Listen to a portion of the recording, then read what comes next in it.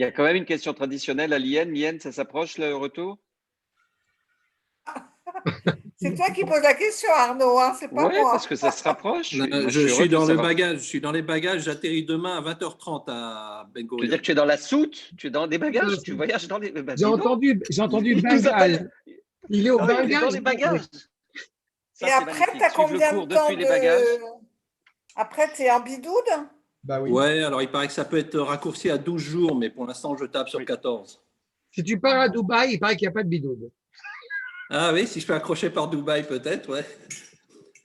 En fait, je vais faire mon bidoude à Dubaï et en revenant en Israël, ça devrait être bon.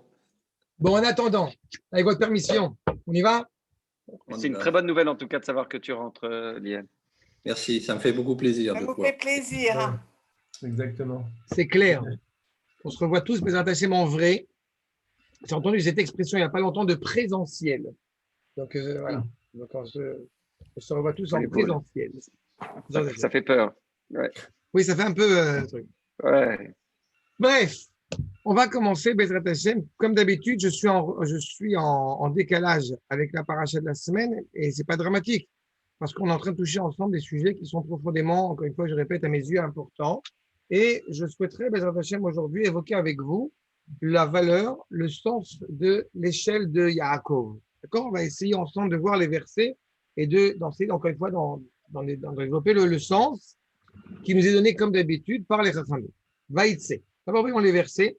Vaïtse Yaakov Be'er Shava Veilech Harana Ve'ivga B'makom Ve'ilan Sham Ki ba Hashemesh Ve'ikach me'avnei hamakom Ve'yasem mereshotav Ve'ishka B'makom ahu Vayachlom Ve'ine Sulam Mutzav Arza Ve'rosho Magia Shemaima Ve'ine Malache Elohim Olim Ve'yordim Bo Ve'ine Hashem Nitzav Alav ויאמר, אני השם אלוהי אברהם, אביך, ואלוהי יצחק, הארץ אשר אתה שוכב עליה, לך אתננה ולזרעך.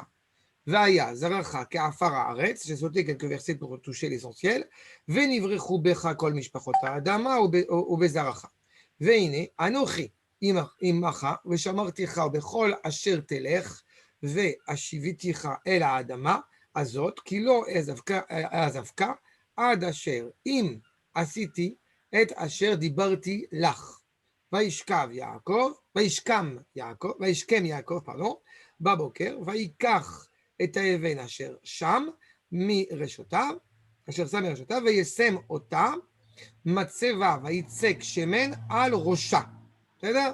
Voici les versets qu'on va essayer ensemble, Bezrat Hashem, d'expliquer ensemble. Alors évidemment, il faut d'abord expliquer les questions qui s'imposent sur, au bout du compte, ces versets. Vaïtse Yaakov et Beershava. On est habitué d'abord, et c'est un postulat qui est fondamental, que j'ai eu l'occasion à plusieurs fois d'expliquer. Quand Yaakov Avinu, au bout du compte, il sort, je ne vais pas m'étendre là-dessus, mais juste qu'on l'ait en tête.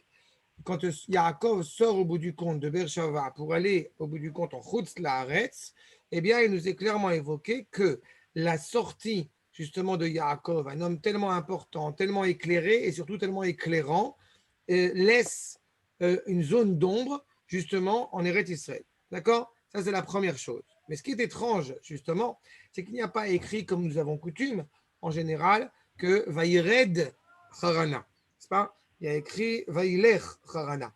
On aurait pu s'attendre, effectivement, il part en route Laaretz. Comme vous savez, on ne descend que de Jérusalem et que d'Eretz Israël. Donc, pourquoi est-il écrit Vailech Harana? Et cela, je vous renvoie au propos de Rabbi Levi Yitzhak de Berditchev. Par contre, je ne sais pas si Laurent a pu participer. Voilà, il vient d'arriver. Baruch Hashem. Quel? Donc, shalom Laurent. On est en train, on a à peine commencé. J'ai juste lu les versets une fois pour qu'on puisse essayer ensemble de comprendre, Bezrat Hashem, la valeur, le sens de l'échelle de Yaakov. Et je rappelais simplement que quand Yaakov, justement, qui est un homme profondément lumineux, c'est quelqu'un qui est totalement, encore une fois, investi dans la Torah, investi dans la volonté de sanctifier le nom d'Akadosh Baruch Hu. Et il est évident que quand il part à Haran, justement, eh bien, va il Harana, nous dit Rabbi Yitzhak de Berditchev, il n'y a pas de descente chez Yaakov. Yaakov, eh bien, au bout du compte, il a tout Eretz Israël avec lui au moment où il s'en va, n'est-ce pas? Et c'est assez rare, évidemment, dans notre histoire, mais c'est arrivé. Et durant la période d'exil, eh bien, on se réfère toujours à cette capacité, justement, à être un juif provisoirement en dehors d'Eretz Israël, avec un seul objectif, au bout du compte, d'être rattaché à cette terre, justement, qui est Eretz Israël. Et Vaïfga Bamakom, par inadvertance, on va essayer de comprendre ce que ça veut dire, mais au bout du compte, c'est un peu étrange. Vaïfga Bamakom, de quel endroit s'agit-il? Il a rencontré par erreur, si je puis dire, l'endroit. On va essayer de comprendre ce que ça signifie. Et puis en plus, eh bien, quand il rencontre cet endroit par erreur, il s'endort. Pourquoi s'endort-il? Il faisait encore jour il y a 2 minutes et il s'endort maintenant. Et on nous dit pourquoi il s'endort. Parce que Kiba Hashemesh.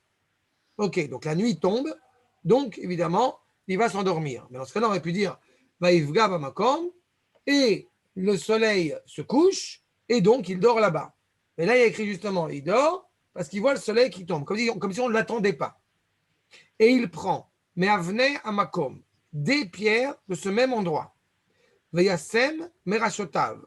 Eh bien, dans beaucoup d'endroits, on va avoir l'habitude d'expliquer qu'il met des pierres sous la tête, ce qui est un petit peu étrange, parce que comme coussin, ce n'est pas le top. Mais le problème, c'est qu'il n'y a pas écrit Mitachat Rosho, il y a écrit Merashotav. C'est-à-dire qu'au bout du compte, on va devoir essayer de comprendre ce que ça signifie, Rashotav. Et c'est certainement pas sa tête. Et il se couche, Ishkav, et de nouveau, cet endroit, eh bien, c'est là qu'il va se coucher. C'est quelque chose de très important, comme si au bout du compte, il ne se couche pas à n'importe quel endroit. Il se couche à un endroit très particulier. Et puis, il se mit à rêver. Vayachlom. Bon, c'est la première fois qu'on parle justement du rêve. Et c'est un sujet qu'on va devoir essayer aussi, encore une fois, d'évoquer. Et le fait qu'il rêve, surprise, apparaît, Veine, Sulam, Mutsa Vartsa. Une échelle, Mutsa Vartsa. Il n'y a pas écrit Mutsav Shemaima, il n'y a pas écrit Mutsav sur un mur d'en haut, il y a écrit Mutsav Artsa. C'est-à-dire qu'apparaît une échelle qui est d'abord à l'envers, dans la cohérence, puisque on aurait pu penser que l'échelle, au bout du compte, elle a les pieds au sol et elle est appuyée sur le haut. Sauf que là, c'est exactement l'inverse. Attends, tu peux juste expliquer Moutsavarsa? C'est pas clair pour moi. Elle est appuyée sur le sol. Non, mais Moutsav, Elle se tient sur elle est le appuyée. sol. Ah oui, c'est ça, elle est appuyée sur le sol. D'accord? D'accord. Ouais. Donc, c'est un peu étrange. Ensuite, et justement, on te dit, et Rosho Magia Shmaima. La tête de l'échelle, à la vérité, on pourrait tout de suite arriver à dire Rosho Magia Shmaima, et certains Rachamim vont expliquer que Rosho de qui? Est-ce que c'est la tête de l'échelle qui arrive au ciel ou c'est la tête de Yaakov qui arrive au ciel, qui arrive vers le ciel? Veine, de nouveau une surprise, Malaché Elohim, des envoyés d'Akadosh Baruch Hu, on aurait dû dire Yordim ve'olim.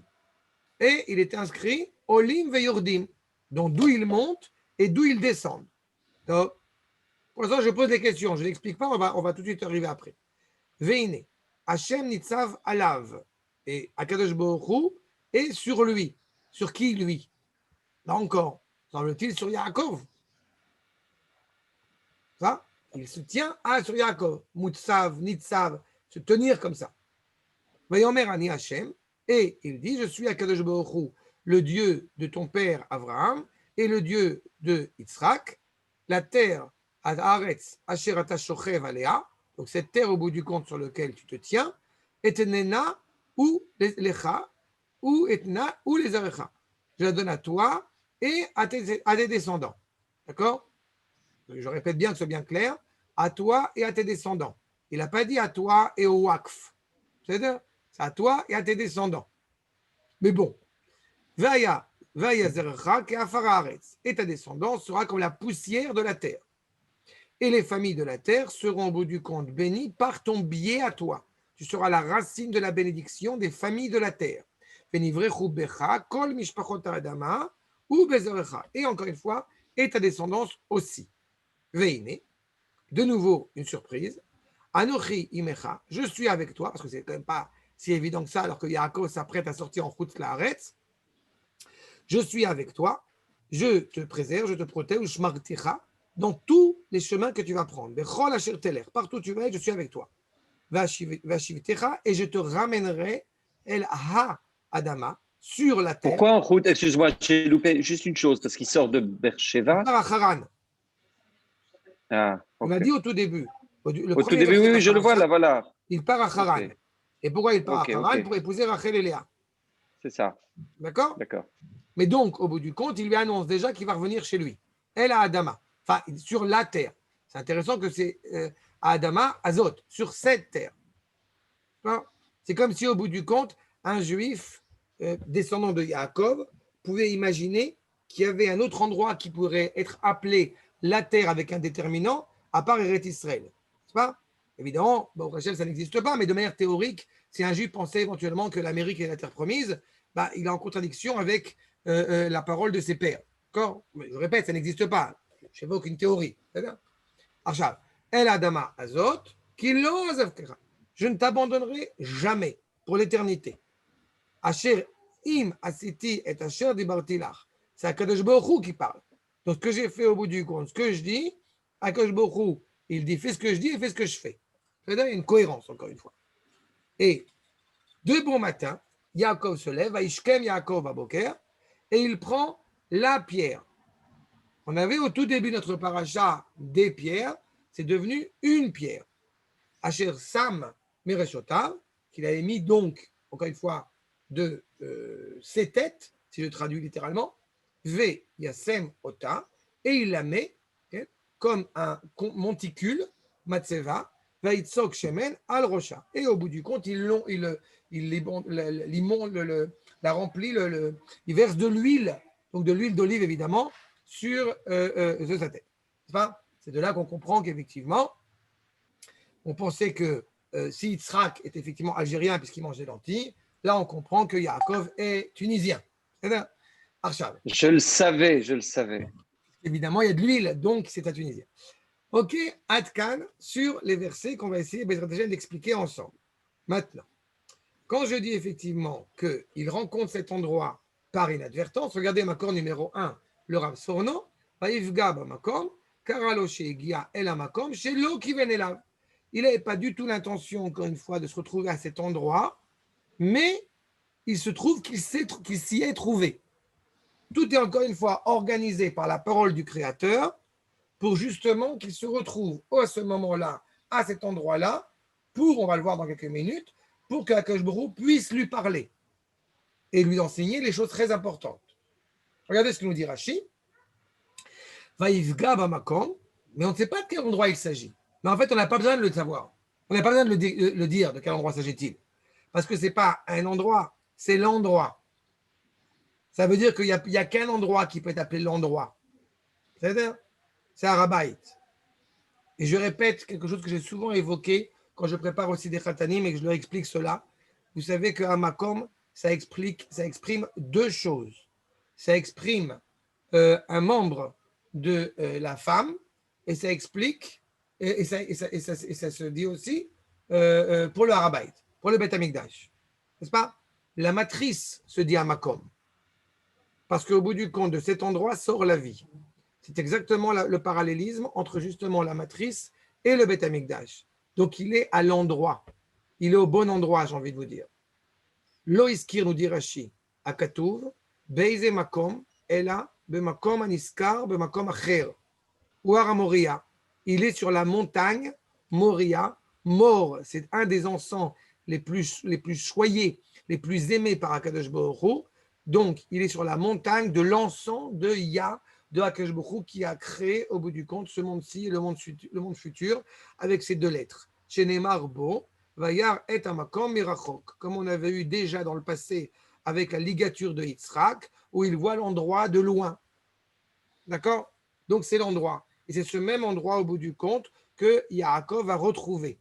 Ça veut dire que quand il choisit l'endroit inconsciemment, maladroitement, eh bien, il montre, si je puis dire, de la manière la plus extraordinaire possible, qu'il est le réel fils d'eux. N'est-ce pas? J'ai pas besoin de... Je m'excuse. Quel rapport avec Bethel actuel? Quel rapport avec? Bethel. Parce qu'après, on l'appelle Bethel. Il a fait Méod. D'abord, il y a certains Chachamim, j'ai vu, qui disent que Bethel et Yerushalayim, ce n'est pas le même endroit. Mais je ne participe pas à cette pensée-là. Je vais plutôt dans le sens authentique, à savoir qu'il y a deux choses. D'abord, il y a énormément de noms de Jérusalem. L'un d'entre eux, c'est Bethel. Ça, c'est le premier point. Et le deuxième point qui est important, c'est que Yaakov Avinu va appeler cet endroit justement Bait, n'est-ce pas, Bethel, alors que Yitzhak Avinu l'avait appelé le champ et que Abraham Avinu l'appelait la montagne. C'est-à-dire, progressivement, avec la révélation des trois patriarches et donc du père de la nation, eh bien, cet endroit, justement, se retrouve cadré. D'accord? Il est entouré. On sait où on va. Il y a une élévation, puis progressivement, il y a ce champ, justement, qu'on va creuser, qu'on va puiser. C'est Yitzhak Avinu, c'est la Souach Basadeh, il est en train de prier Mincha, et Yaakov Avinu qui appelle ça Bait. C'est justement une stabilité. D'accord? Donc, Beitel, évidemment, qui est la maison, le sens le plus authentique, la maison d'Akadosh Baruch Hu. D'accord? Et justement, puisqu'on voit qu'à ce même endroit, les trois tfilotes ont été fixés. Shacharit, Mincha, Arvit. Et comme Yaakov Avinu s'apprête à sortir en galoute, il y a un parallélisme, n'est-ce pas, entre la galoute de Yaakov et la galoute de Am Israël. C'est évidemment lui qui va fixer la prière de Arvit, n'est-ce pas? Puisque c'est les ténèbres, justement. La demande d'avoir confiance en Akadosh Baruch Hu malgré l'exil dont nous prenons fin, au Hachem de notre génération, mais cet exil pendant 2000 ans. D'accord? Regardez ce que dit Makor numéro 3, le Rav Eliyahu Ben Amozeg dans Em la Mikra. Makor numéro 3, Vaivga Bamakom, Rabotenu Amrou, Sheat Filot, Avot Tiknum. On sait on dit traditionnellement que les prières, c'est justement les patriarches qui les ont fixées dans leur moment de rencontre avec Akadosh Baruch Hu. Veda, Kimatsanu Reya Tova, ou Rechava. Il faut se rappeler juste que le Rav Ben Amozeg est un grand chercheur. En plus d'être un Talmid Chacham exceptionnel, eh bien, c'est un grand chercheur. Donc, il a fait des recherches aussi historiques, archéologiques, etc. Et il amène l'idée que justement, Da Kimatsanu Reya Tova, Rechava qui émet d'Ivrehem, combien leurs paroles sont vraies et sont justes. Pourquoi? Ce qui est intéressant, c'est qu'il y a Danu Mea Aravim Akadmonim, les Arabes, les pré-musulmans, Kodem Mohammed, chez Ayumit Palelim, Shalosh Peramim Bayom. Ils avaient pour coutume de prier 3 fois par jour. D'où ont-ils appris cela, évidemment? Boker, Bezrichat Hashemesh, Achar Atzoraim, etc. Et Balaïla, Achar Kiat Hashemesh. Pareil, les mêmes heures, les mêmes moments. D'où ont-ils appris cela? Ou Milvad, qui Shlosh Parim M, qui Shlosha Tfilotenu. Donc, il y a évidemment le parallélisme entre ces prières, donc pré-musulmanes arabes, si vous voulez, et nos prières à nous. Gam Bezman, Gam Azman Maskim al-Shacharit. D'accord? Puisqu'encore une fois, on voit, Shacharit, il a démontré, Mincha et Arvit, parce qu'il nous occupe pour notre cours. Shacharit, Filat Arvit, Achar Ashkia, Vekarov Levadai, Sheme'avot Rishonim, Lamdu Aravim. Donc, d'où ont-ils appris ça, les premiers Arabes? En fait, de Avraham, Yitzhak et Yaakov. Donc, il y avait déjà, encore une fois, une instauration. Et la rédaction, évidemment, de la liturgie sera beaucoup plus tard par Ezra et les gens de la Knesset, Agdola. Okay? Mais il n'empêche que l'idée de se tourner vers Akadosh Baruch Hu a été fixée clairement par nos patriarches. D'accord? Et justement, quand Yaakov a fixé Arvit, alors dans ce cas-là, ça veut dire que c'est pas Yaakov est arrivé le soir, il a dit allez, je vais me tourner vers Akadosh Baruch Hu. Non, il s'est passé autre chose. Je le dis maintenant, on va le voir dans le texte. On a dit que la Shkia, on voit que le soleil au bout du compte est en train de se coucher, ça arrive après cette réalité-là. Pourquoi ça arrive comme si on s'était au bout du compte surpris que le soleil se couche? On va voir ce que nous disent les Chachamim. D'abord, le Ktav HaKabbalah, accord numéro 4, sur les pierres. Le contexte sur les pierres, et je vais revenir sur cette notion de coucher de soleil. Donc, si on regarde bien encore une fois les Chachamim, les textes,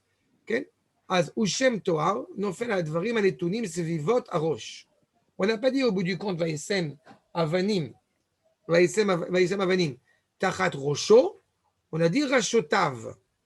D'accord? Qu'est-ce que ça veut dire Rashotav? C'est qu'il a mis au bout du compte des pierres autour de lui.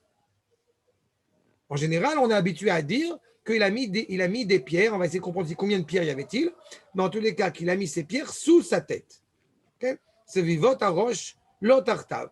Pourquoi le Ktav HaKabbalah dit ça avec autant de clarté parce qu'on va donner un ou deux exemples. Regardez par rapport à David Ameler. Vaikar David et Achanit. David, il prend l'épée. Ve'et Tzapachat Amain. Bon, et le long de dos. Mi Reshete Shaoul. D'où il la prend? On aurait pu comprendre, on ne pourrait pas le comprendre justement, qu'il a pris tout cela de dessous la tête de Shaoul. Mais il l'a pris au bout du compte autour de Shaoul. C'est à côté de Shaoul, c'est fixé comme ça par Shaoul. Aïtachen, chez Iniar Shaoul est rocho à la Chanit. On peut penser une seule seconde que Shaoul aurait mis au bout du compte sa tête sur l'épée. Ce n'est pas envisageable. Donc il l'a mis à côté de lui. De la même manière que quand il prend les pierres au bout du compte, eh bien il les met autour de lui. C'est-à-dire qu'au bout du compte, il fait un cadre.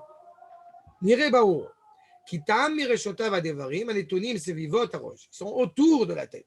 Lachen anachon kedat rabotenu shelakach rabim miavnei hamakom. Il a pris beaucoup de pierres, encore une fois, de l'endroit où il était.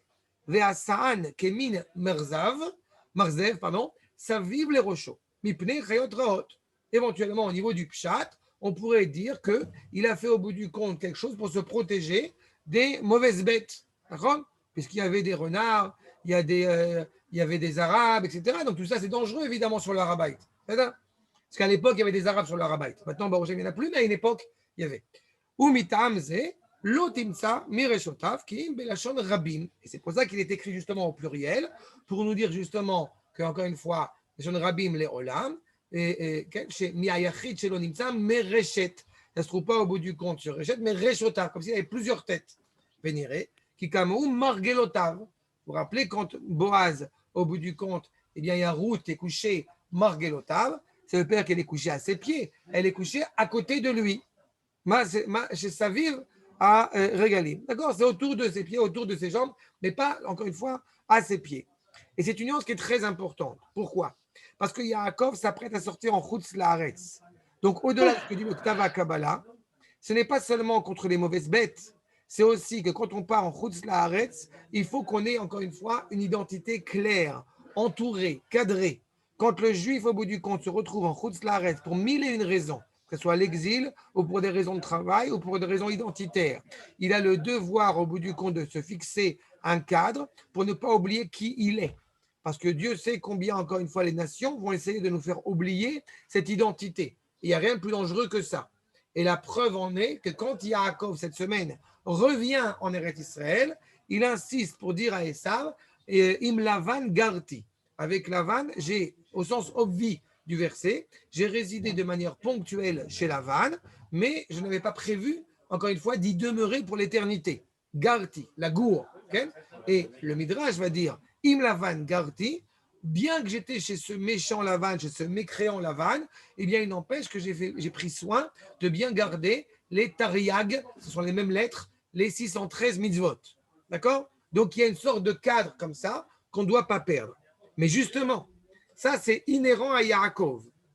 Mais le Midrash, justement, va nous montrer que c'est parce que Yaakov est comme ça, et c'est parce qu'au bout du compte, foncièrement, Akash Baruch Hu veut lui parler, qu'il va encore une fois organiser un peu les choses. Regardez le Midrash Rabbah. Mais la Med, chez Ashkia. Qu'est-ce que tu viens de dire et comment il se prévaut, enfin il prévient avant de partir en route. Comment il fait pour être un cadre. Les pierres autour de lui, elles ne sont pas sous sa tête. Elles sont autour de lui. D'accord? D'accord. Pour justement faire une protection naturelle. D'accord? Ok. Oui, ça je comprends. Et ça, mais il y a une question que vous n'avez pas encore posée et que j'aurais, avant d'avancer sur la tombée de la nuit, il faut juste que je vous rappelle, la question que vous avez envie de me poser, mais combien y avait-il de pierres? C'est-à-dire? Et en fait, j'ai pas entendu? Tu as parlé de 3 au début. Il y a fait Méon. Il y a une controverse entre les Chachamim qui est très intéressante. Certains Chachamim vont dire qu'il y avait 3 pierres, d'autres vont dire qu'il y avait 12 pierres. C'est-à-dire? Peu importe ce qui va se passer à la fin, qu'il n'y aura qu'une seule pierre, mais les Chachamim sont d'accord pour dire qu'il y avait ou 3 pierres ou 12 pierres. Et pourquoi c'est très intéressant cette problématique? Parce que quand Yaakov, au bout du compte, prend ce gader, prend ces pierres pour les mettre autour de lui, il faut savoir au bout du compte quelle est la signification justement de cette protection. Eh bien, les deux sont vrais. Les deux avis sont vrais. C'est où, au bout du compte, j'ai des pierres autour de moi qui me rappellent l'identité que je poursuis en étant le fils d'Abraham, de Yitzhak et donc Yaakov, 3 pierres autour de lui, ou alors je m'adresse vers l'avenir du Père, au bout du compte, des 12 tribus d'Israël qui vont être la constitution, l'épine dorsale, du peuple juif. D'accord? Mais il est certain qu'à la fin, tout cela, encore une fois, s'inscrit dans une unité. De la même manière, quand Yaakov va descendre avec sa famille en Égypte et qu'il insiste pour le fait de dire on est descendu Shivim Nafesh, alors qu'on aurait pu s'attendre à ce que Shivim Nefashot, c'est parce que je viens révéler l'unité à cette réalité plurielle. Et de la même manière qu'il y avait 12 pierres ou 3 pierres, en tous les cas, elles s'inscrivent toutes les deux, ces deux avis, pour arriver après à ce que Yaakov Avinu, au bout du compte, va prendre la pierre. Ça veut dire qu'il ne pourrait pas y avoir, de la même manière qu'il n'y a pas d'autre père que Abraham, Yitzhak et Yaakov, et que tous les trois sont une unité totale, cohérente, ensemble. De la même manière, il ne peut pas y avoir, au bout du compte, ce n'est pas un État, comment dirais-je, constitué de fédération, c'est un État, au bout du compte, constitué de 12, voire même 13 avec les Kohanim, de 13 parties qui constituent justement cette unité. Il ne pourrait pas y avoir Zvouloun sans Issachar, sans Lévi, sans Yehuda, sans Shimon, sans personne. Chaque membre du peuple, au bout du compte, eh bien, c'est un membre du corps humain. D'accord? Donc, il y a cette unité à la fin, quand effectivement, il prend la pierre pour se relever. Mais on va y arriver à ça. D'abord, le Midrash Rabbah. Makor numéro 5. Mais la mettre chez Ishkia Akadosh Baruch Galgal Chama, chez Beonata. Il n'était pas prévu, il est parti en pleine journée. Il n'a pas prévu qu'il partait en pleine nuit. Et soudain, la nuit tombe. Ce n'était pas au bon moment. Seulement, nous dit le Midrash, Bishvi ledaber im Yaakov avinu betsina. Akadosh Baruch Hu veut parler avec Yaakov avec pudeur, seul à seul. Et pourquoi ça n'a pas été produit avant? Parce que désormais, Yaakov, je répète, c'est le père de la nation hébraïque. Ça veut dire qu'il y a une identité, encore une fois, particulière, intime, qui est indissociable de notre lien qui nous relie à Kadosh Baruch Hu. De la même manière que quand on parle des fêtes, n'est-ce pas? Eh bien, des fêtes de Tishri en l'occurrence, on fait toujours référence aux 3 patriarches. Entre Rosh Hashanah, Yom Kippour et Sukkot, vous avez Rosh Hashanah, Yom Kippour, c'est Avraham et Yitzhak, et Yaakov, c'est Sukkot. À tel point, je vous rappelle que le Rav, le Hadmor de Tsenz, eh bien, même si ce n'est pas la halakha, c'est bien de l'avoir en tête, que celui qui ferait éventuellement rentrer un goy dans la soukha, la soukha devient psoula. C'est-à-dire, parce que justement, la soukha, c'est quoi? C'est le lien intime entre Akadosh Baruch Hu et Am Israël. Et aucune souillure, aucune impureté de l'extérieur peut y pénétrer. D'accord? De la même manière qu'on s'approche de Hanouka, c'est important de l'avoir en tête, et ça me fait toujours rire parce qu'il y a ce mouvement Chabad, mais il faut bien voir ce qu'ils font entre les lignes. Dans le mouvement Chabad, alors, ils font allumer la Hanoukia aux maires, aux députés, à qui vous voulez. C'est-à-dire, mais si vous regardez bien ce qui va allumer. C'est-à-dire, en général, le goy, il n'allume pas la bougie de Hanouka, il allume le shamash. C'est-à-dire, c'est ça, au bout du compte, qui est profondément important.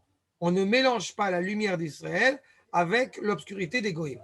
Il y a cette lumière incandescente qui est inhérente à Israël. Et c'est cela, au bout du compte, la rencontre entre Akadosh Baruch Hu et Yaakov, elle ne peut se faire à ce moment-là que dans l'intimité. Il n'y a pas de mélange, il n'y a pas de sha'atnez. Il n'y a pas de lin et de laine ensemble.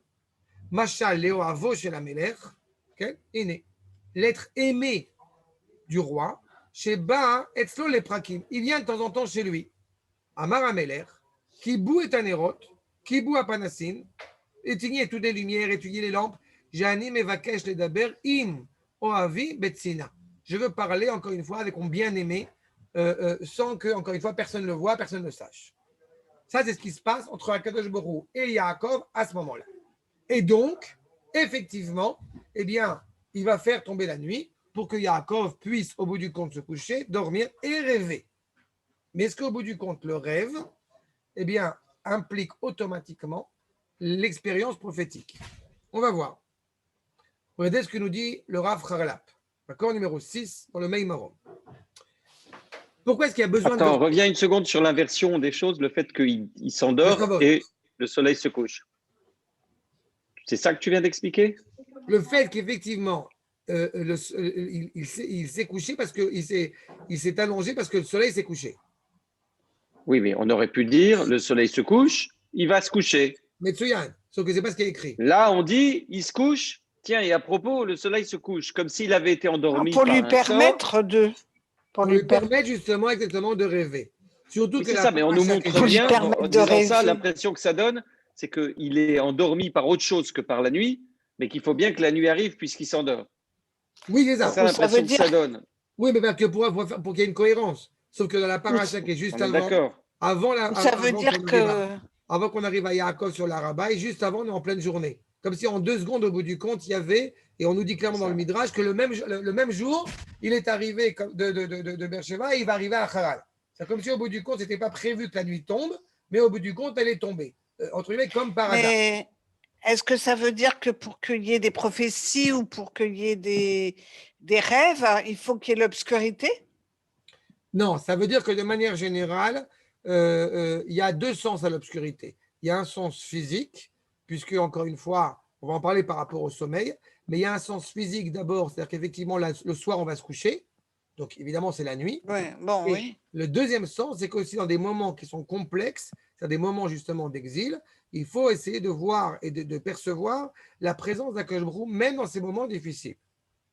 De la même manière, quand tu demandes clairement l'importance, la mitzvah d'aimer Akadosh Baruch Hu et d'en parler, uv shorbecha, uv kumecha, au moment où tu te couches et au moment où tu te lèves. D'accord? Maintenant, tu me dis effectivement, est-ce que c'est important l'obscurité? Ce n'est pas l'obscurité. L'obscurité, c'est une image aussi de quelque chose qui fait qu'on va dormir. Mais ce qui est important, c'est le rêve. Et il faut bien comprendre aussi que, à part Moshe Rabbeinu, c'est arrivé quasiment jamais d'être capable de parler face à face avec Akadosh Baruch Hu. D'accord? Et après la névoie de Moshe Rabbeinu, alors effectivement, eh bien, les prophéties en général, ils parlaient par le biais du rêve. D'accord? Parce qu'au bout du compte, qu'est-ce qu'il y a dans le rêve? On va y arriver dans quelques minutes, sur le fait que dans le rêve, vous avez d'un côté effectivement 1/60 de la mort, mais vous avez aussi 1/60 du monde futur. C'est qu'on a une réalité au bout du compte, on n'est plus actif dans ce monde et on est totalement passif à l'égard d'une réalité qui nous dépasse. Mais qu'est-ce qui va faire au bout du compte? Qu'on soit capable d'appréhender un rêve qui va s'avérer être juste, être cohérent, être élevé, ou à l'inverse, n'être le fruit que de notre imagination et, hélas, peut-être le fruit que de certaines bêtises maladroites. On va voir. Nous dit le Rav Haralap. Betzorech hashena, yesh shne ta'amim. Pourquoi est-ce qu'on a besoin de dormir? Pourquoi est-ce qu'au bout du compte, qu'on soit ingénieur ou maçon, on a tous les deux besoin de dormir? Atam arishon, ou shekemo, shekol achushim agufaniim tzrichim menucha, gamken, hema tzricha, tzrichim menucha. C'est-à-dire que, au bout du compte, de la même manière que les différents membres, les différents sens, les différentes parties de notre corps doivent, au bout du compte, se reposer, eh bien, de la même manière que, encore une fois, tout l'être, la neshama même, elle doit, au bout du compte, se reposer aussi. D'accord? C'est là que je vois qu'il manque, à mon avis, ici. Je corrige. Yofi. Okay. Mais en quoi la Neshama, elle se repose la nuit? Alors justement, ça veut dire que y a un temps vraiment de quel repos s'agit-il. Ce n'est pas forcément le repos en dormant, mais c'est un repos au bout du compte d'être serein. Parce que, moi, la mienne, la nuit, elle est drôlement agitée. Hein. Ah ouais, ben moi aussi. Malheureusement, hein, j'aurais bien aimé qu'elle on va voir. Qu'elle ça écrase. Dépend, justement. Ça dépend des réflexions. Ça dépend justement, on va voir dans quelques minutes. Mais en tous les cas, il est certain que ce qui est invoqué ici chez le Rav, c'est l'idée qu'on a besoin de dormir. Il y a un besoin, on le trouve encore une fois physique, et encore une fois, on a besoin de reposer. On a besoin de reposer sa tête, on a besoin de reposer son corps, on a besoin de reposer beaucoup de choses, encore une fois, qui peut-être même ont été blessées pendant la journée. Et la manière de se reposer, évidemment, ou menuchato al-yedei hashena. Ça, c'est le sens obvi, c'est le sens simple. Mais il nous ajoute le Rav Harlap, veyesh tam yoter elyon. Mais il y a un sens plus élevé que ça. Ki ka'asher hu yashen, vedomem, mibli kol regesh, meregashot achushim, quand il dort justement, donc il est immobile, sans qu'il puisse y avoir justement d'activité de la part de son corps, eh bien, il est prêt à donner place, mouchan lekabel dibourei anefesh. Il est prêt, au bout du compte, à percevoir, à être en cohérence avec la parole de son âme. En tout cas, un niveau de son âme.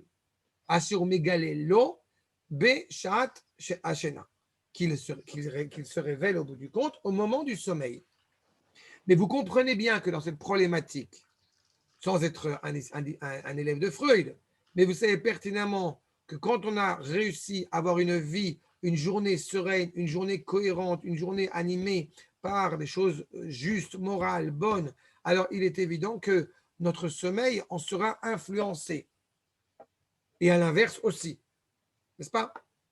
Donc, justement. Tu sais qu'on dit qu'un bon entrepreneur, il dort comme un bébé.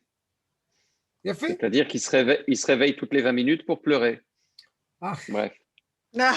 C'est dommage. Moi, je pensais dans un côté. Oui, mais c'est normal, je l'ai fait exprès. Mais c'est ça, être un entrepreneur. Tu peux avoir une journée sereine et tout ce que tu racontes, là, je t'assure que les nuits, bref. Je vais te dire, sereine ne veut pas dire et en plus, quand t'attends, mais dis-moi une chose en plus, en étudiant avec toi et en découvrant ce que c'est que notre responsabilité de juifs vis-à-vis de nous-mêmes, vis-à-vis de la tchouva, vis-à-vis du monde, comment tu veux qu'on dorme bien? On dort bien, comme il dit, Ani Hashem velibi er. C'est Shlomo Amelech. Ouais. Moi, dans une autre vie, je serais goy, je dormirais comme un pape, là, tu dors. Quand tu es goy, tout va bien. Je dors. C'est les papes qui dorment bien. C'est faux ce que tu dis. Je vais te dire pourquoi. Okay. D'abord, Shlomo Amelech, il te dit justement, je dors et mon cœur est éveillé. C'est une première chose. Et la deuxième chose, il comprend ce que c'est que ce cœur est éveillé. Quand, au bout du compte, on est contrarié, on a toujours des moments, que ce soit au niveau, parce qu'on est juif, parce qu'on est père de famille, parce qu'il y a la parnassa, parce qu'il y a mille et une choses qui font qu'on peut être contrarié. On peut être contrarié, croyez-moi, quand on entend les douleurs et les souffrances de notre frère juif, automatiquement, ça a une implication et ça a une influence sur nous si on est cohérent et sincère dans notre démarche. Donc, il n'empêche que cette souffrance, cette inquiétude, eh bien, ne doit pas venir au détriment de la confiance envers Akadosh Baruch Hu.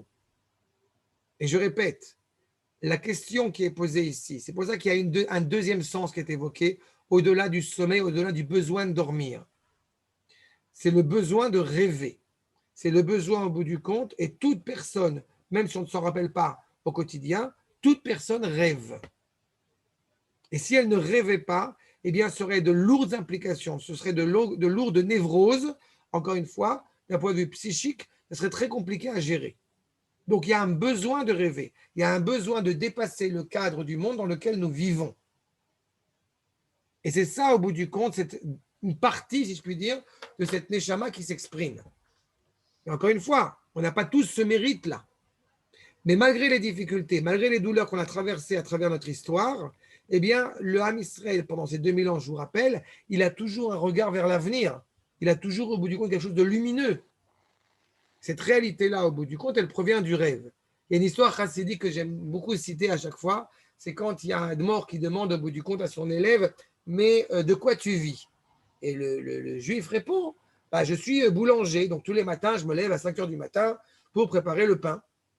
Oui, mais de quoi tu vis? Bah, je vous ai dit, voilà. Et 2 fois, 3 fois, 4 fois, 5 fois, et il continue sur la même réponse. Je me lève à 5 heures du matin, je reçois tel salaire, etc.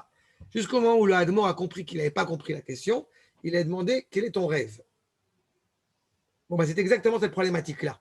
Et vous remarquerez entre parenthèses qu'en hébreu, ça passe beaucoup mieux parce que vous avez lechem et chalom. On a la même lettre, on a la même sémantique. D'accord? C'est-à-dire que pour manger son pain, il faut se battre. Mais il y a une chose importante là d'ailleurs, qui est vraie en hébreu comme en français. Juste une seconde, il ne faut pas oublier qu'en hébreu, vous avez ces 3 mots qui sont reliés l'un à l'autre. Lechem, le pain, la guerre et le rêve. D'accord? Ça veut dire que justement, subvenir à ses besoins et c'est une guerre, le pain quotidien, mais il ne faut pas oublier au bout du compte que ça s'inscrit dans un rêve de vie meilleure, dans un rêve d'espoir et dans un rêve qui n'est pas un espoir vain, mais un espoir, encore une fois, cohérent. Ken Arnaud. Non, d'abord, ça c'est. Mais comment on concilie le rêve qu'on fait réellement la nuit et le rêve qui est le rêve? Parce que quel est ton rêve, ça veut aussi dire qu'est-ce que tu rêverais de faire. Quel est ton chazon? C'est pour ça que je n'ai pas demandé justement ma chazon shelcha, ma chalom shelcha. La notion de chalom et de chazon sont deux notions différentes. En hébreu moderne, on mélange plein de mots. Le chazon, c'est la prophétie. D'accord? C'est un autre niveau encore. Mais le chalom, justement, regarde ce que dit le Rav la suite. Ve'adam azoche leze, ka'asher hu metaer hu mekadesh atzmo, kol hayom. Il se sanctifie, il se purifie toute la journée, b'machashavot zachot ve'teorot, par des pensées pures, des pensées élevées, des pensées corrigées. Mais bli shum marchavet chutz, sans avoir aucune pensée au bout du compte extérieur. Attention, ne vous méprenez pas. On peut être marchand, on peut être médecin, on peut être ce que vous voulez. La plupart de nos chachamim étaient au bout du compte des gens qui travaillaient, qui subvenaient aux besoins, à leurs besoins. Donc, quand on parle de cela, on n'est pas en train de dire au bout du compte d'être enfermé dans un monastère. Mais dans toutes les démarches que l'homme fait au quotidien, quand on est constamment animé par se parfaire, s'améliorer, faire preuve de droiture, qu'on soit commerçant, qu'on soit dentiste, qu'on soit médecin, ce que vous voulez, à ce moment-là, וזכך וקודש וקידש עצמו כל עוד אשר אינו ראוי לשום רשעה שבעולם. Il ne sera pas au bout du compte blessé par aucune mécréance, par aucune méchanceté dans le monde. Ça ne veut pas dire encore une fois qu'il ne peut pas en être blessé physiquement, mais sa droiture, son authenticité fait qu'encore une fois tout son corps, tout son être est relié à Kadosh Baruch Hu. Est-ce qu'il y a plus judicieux que Yaakov pour parler comme cela? Pour en parler. Yaakov, qui je rappelle, ne dort pas pendant 14 ans sur une chaise et qu'il est au Beth Midrash en train d'étudier. Donc s'il y a quelqu'un qui est vraiment, encore une fois, avec un corps animé par cette recherche, cette proximité avec Akadosh Baruch Hu, c'est Yaakov. Maintenant, tout son corps est devenu, encore une fois, l'autel de sainteté, AUTEL de sainteté. Az. Alors il devient au bout du compte un ustensile prêt, prêt à entendre, à écouter, à recevoir, à diburim, les paroles que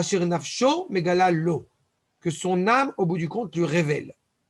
C'est parce que justement il est capable de rêver et qu'il est profondément lui-même que Akadosh Baruch Hu va se révéler dans son rêve par le biais de l'échelle.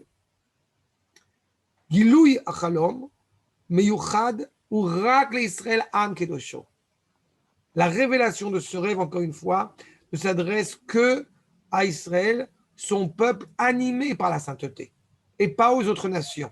C'est pour ça que l'intimité était fondamentale ici. Lo leumot haolam, ki be'emet tzarich ladat ki ha'avdel ben Israël la'amim einenu rak banefesh ki gam be'inyan ha'guf yesh havdel. Nous sommes différents des goïms à tous les niveaux. Au niveau de la neshama, au niveau du nefesh, c'est-à-dire le souffle qui relie ce corps à cette neshama, et aussi au niveau du corps. Vous pourriez m'objecter en me disant, évidemment, c'est du racisme, sauf que, d'abord, c'est pas grave, m'en fous, mais surtout le vrai problème, c'est que si on pensait que nous n'étions qu'une âme animée par la sainteté, mais que dans les faits, il n'y a aucune distinction entre le corps d'un juif et le corps d'un non-juif, alors dans ce cas-là, il nous serait plus cohérent de nous demander, d'exiger de nous de signer l'alliance par aller quelques gouttes d'eau sur notre front, et puis l'histoire est réglée, n'est-ce pas? Mais il nous est demandé expressément de faire justement un peu de cannibalisme aussi. Pardon? Un peu de cannibalisme en plus, je dis. Ah oui, bah oui, chez eux. Bah écoute, si tu veux, mais si tu veux, je te donnerai un peu du vin de chez moi. Ça sera mon corps et tu boiras aussi, tu mangeras aussi de ma matzah. Ça sera voilà, mon sang, mon pain, mon vin et du boursin. Mais en tous les cas, le fait est, c'est qu'effectivement, on consolide cette alliance sur notre chair. Et le Alechem, après 120 ans, celui qu'on accompagne, justement, celui et celle qu'on accompagne, ce n'est pas la neshama qu'on accompagne, ce n'est pas le respect pour la neshama, encore une fois, auquel on s'attache. C'est Gvod Amet, c'est le respect justement de ce corps auquel justement, eh bien, on veut s'empresser de l'enterrer le plus vite possible, justement par respect pour ce corps, par respect pour ce défunt. Donc, vous voyez bien, encore une fois, que ce n'est pas seulement une nuance au niveau de la neshama, au niveau du nefesh, c'est aussi, encore une fois, au niveau du corps. Donc, le corps d'Israël est particulier, parce que, et lui aussi. Et donc, il est relié justement à Akadosh Baruch Hu. D'accord? Maintenant. Mais le rapport avec l'échelle, attends, on va y arriver. Bon, d'accord. J'ai rien dit non, encore. j'ai rien dit. On va y arriver à l'échelle. Mais là, je vais vraiment essayer d'aller le plus doucement possible parce qu'on va soulever des choses qui sont suffisamment profondes. D'accord? Donc, on comprend d'abord donc, cette problématique-là. Donc, il s'endort à ce moment-là pour la rencontre, pour cette recherche d'intimité de la part du Créateur avec Yaakov, pour lui annoncer au bout du compte de grandes choses, des choses fondamentales. Ce n'est pas un simple rêve. Il y a un monde riche dans Yaakov, encore une fois, qui va être inscrit ici. Et je répète, Yaakov est le père de la nation. Il n'y a plus de filtrage. Il n'y a plus de Ishmaël, il n'y a plus de Esav. Nous dit le Rav Kook dans des missives, Igrot Araya, Miashkafa Beira, Shel Da'at Elohim. Quand on a, au bout du compte, une conception, mais le terme de conception, c'est la traduction en général en français, mais il faut bien comprendre que Ashkafa, c'est le regard approfondi. D'accord? Mashkefet, c'est comment on appelle ça, pour voir la lune. Les étoiles et tout ça là. C'est ça? Donc, et Mishkafain, pareil, c'est la même racine, c'est les lunettes. Donc, le regard profondément éclairé, profondément grand, de la connaissance, de l'adhésion au Créateur, okay?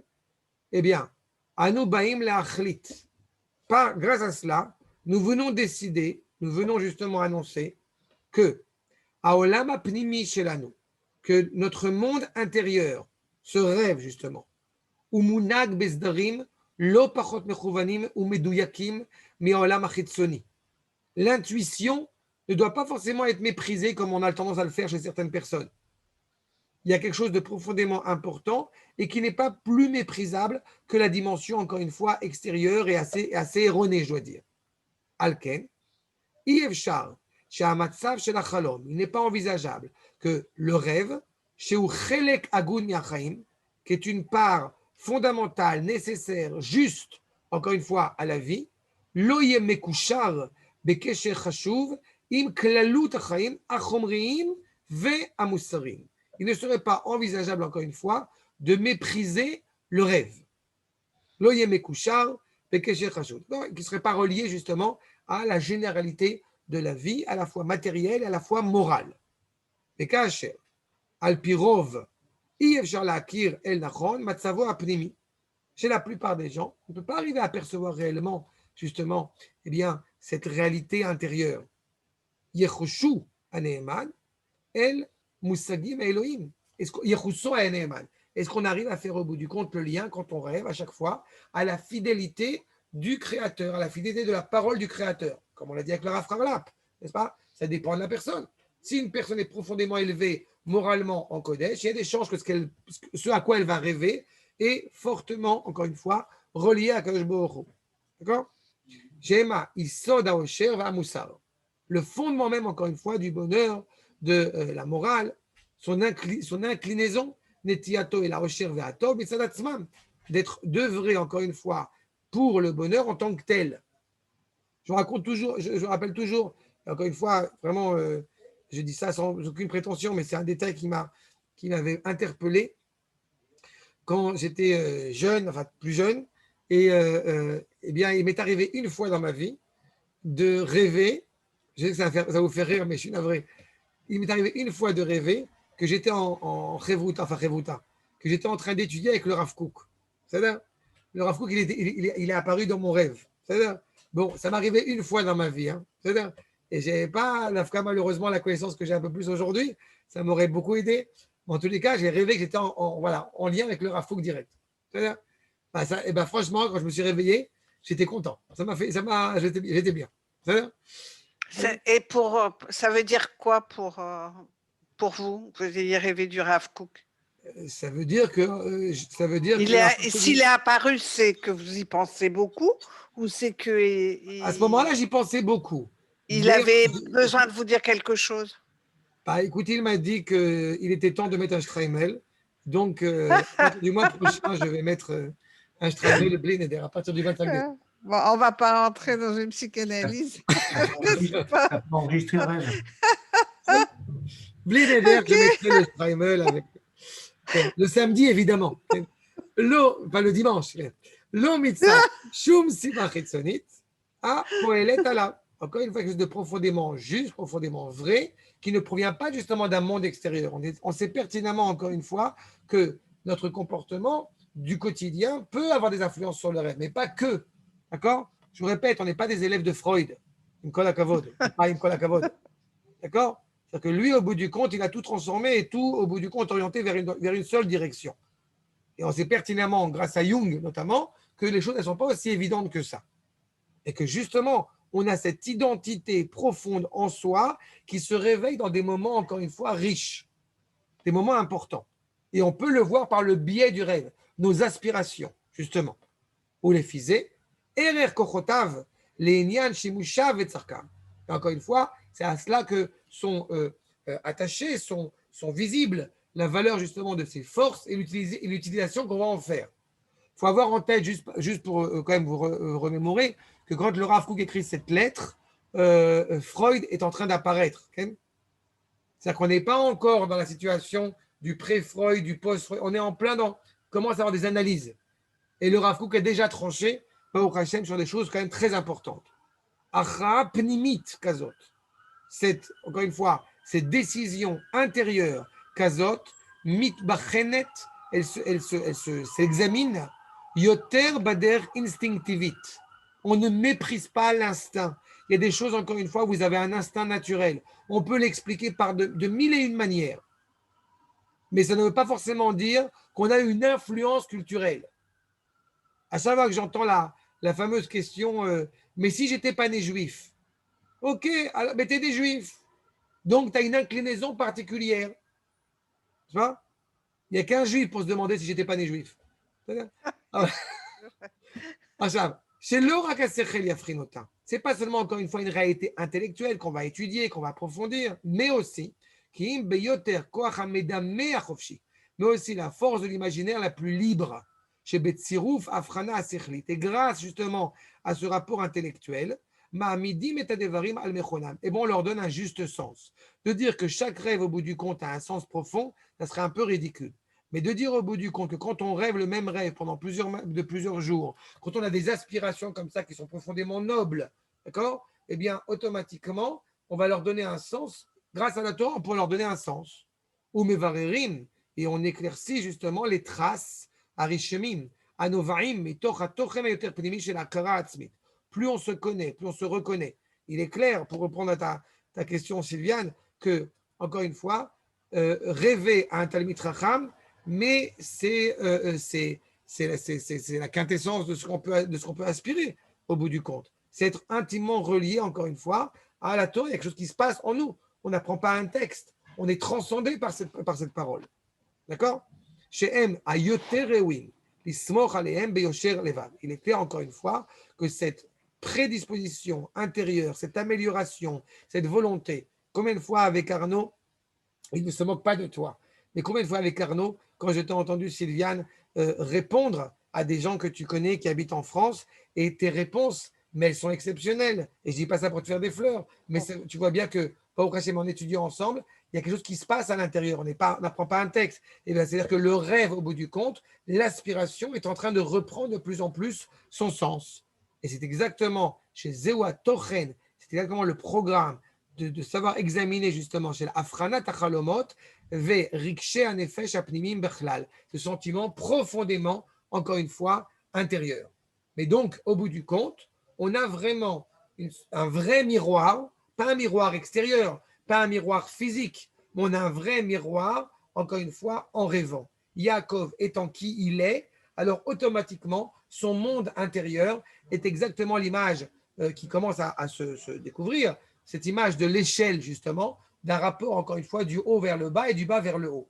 Il est constamment en train d'avoir ce lien avec Akadosh Baruch Hu. Regardez ce que nous dit le Rabbeinu Nissim dans une des drachot, Makor numéro 8. Juste une question. Bechavod.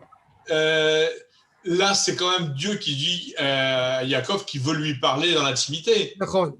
Alors que cette explication-là, est-ce que vous entendrez que c'est Yaakov, parce qu'il est Yaakov, a envie de rentrer en contact avec Dieu?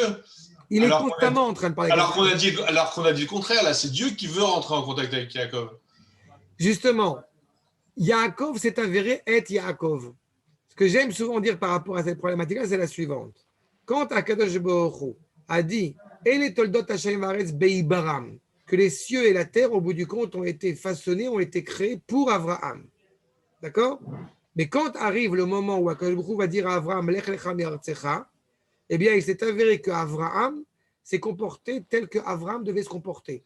Donc, il est réellement Abraham. Bon, je vais te dire un peu la même chose.